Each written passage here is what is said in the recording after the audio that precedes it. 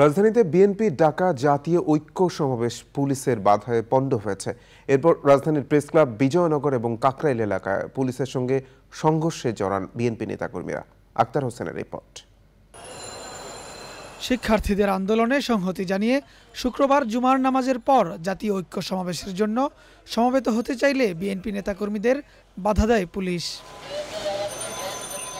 কর্মসূচি শুরু হওয়ার আগেই জাতীয় প্রেস ক্লাবের ভেতর থেকে দলের সিনিয়র যুগ্ম মহাসচিব রুহুল কবির রিজভীকে আটক করা হয়।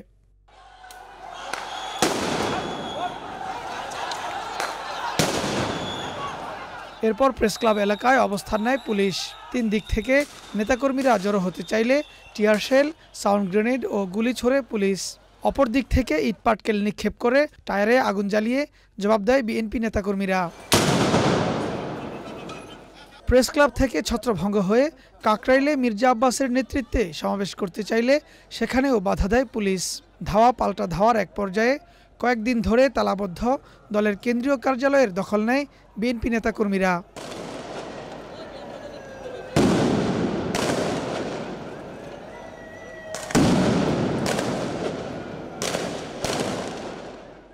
পল্টন, বিজয়নগর, সেগুনবাগিচা ও শান্তিনগরের বিভিন্ন অলিগলিতে অবস্থান নিয়ে বিক্ষিপ্ত পিকেটিং করেন নেতাকর্মীরা।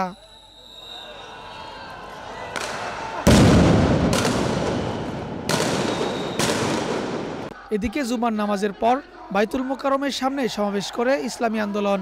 পরে মিছিল করতে চাইলে পুলিশের সঙ্গে সংঘর্ষে জড়ায় নেতাকর্মীরা।